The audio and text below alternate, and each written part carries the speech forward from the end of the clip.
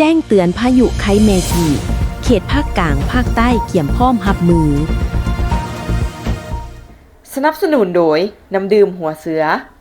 กรมอุตุนิยมและอุทกศาสตร์ได้แจ้งเตือนพายุหมุนเขตฮ้อนไคแมกิประจำเช้าวันที่7พฤศจิกายนพายุหมุนเขตฮ้อนไคแมกิหัวที่25ประจำปี2025ปัจจุบันได้เคลื่อนที่ขึ้นฝั่งทางภาคใต้ของสสเวียดนามและจะสืบต่อเคลื่อนที่ผ่านภาคใต้ของสปปลาวจะเห็นให้มีฝนตกฟ้าห้องฟ้าเหลื่อมในระดับคอยหาปานกลางอยู่ทั่วไป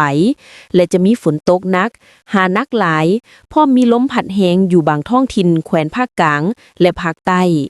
ดังนั้นจึงแจ้งเตือนถึงประชาชนบรรดาเผ่าองค์การปกครองท้องถิ่นและองค์การจัดตั้งอยู่เขตภาคกลางและภาคใต้จงมีสติระมัดระวังและเกี่ยมพร้อมรับมือต่อสภาพฝนตกหนักติดต่อกันหลายวันที่จะเฮ็ดให้มีดิ่งเจือนน้ำท่วมยึงและน้ำท่วมอั่งในตัวเมืองพยากรณ์อากาศแต่เวลา 7:00 นวันที่7พฤศจิกหาเวลา 7:00 นวันที่8พฤศจิก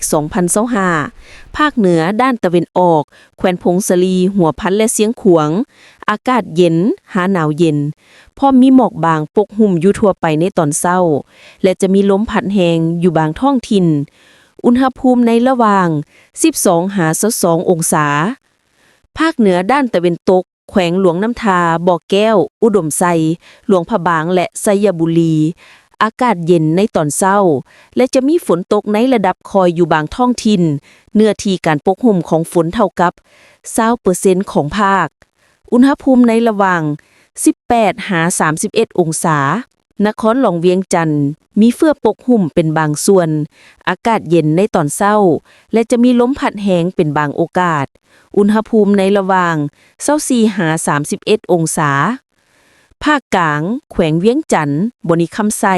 คำมวนและสวรรณเขตจะมีฝนตกฟ้าห้องฟ้าเหลื่อมในระดับคอยหาปานกลางพอมีลมพัดแรงอยู่บางท้องถิ่นหรือเนื้อที่การปกคลุมของฝนเท่ากับ 50% ของภาคอุณหภูมิในระหว่าง 17-32 องศาแขวงไซสมบูรณ์จะมีฝนตกในระดับคอยเป็นบางโอกาสเนื้อที่การปกคลุมของฝน 20% อุณหภูมิต่ำสุด 15 องศาภาคใต้แขวงสารวันจำปาสักเสกองและอัตตปือจะมีฝนตกฟ้าห้องฟ้าเหลื่อมในระดับคอยหาปานกลางอยู่ทั่วไปและจะมีฝนตกหนักหานักหลายพอมีลมพัดแรงอยู่บางท้องถิ่นหรือเนื้อที่การปกคลุมของฝนเท่ากับ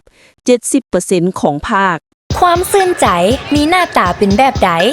หน้าตาซื่อๆแต่เห็นแล้วซุ่มซื่นหัวใจน้ำบ่น้ำดื่มหัวเสือคุณภาพเปลี่ยนคำระดับสากลตื่มความซื่นใจห่วงใยทุกเวลา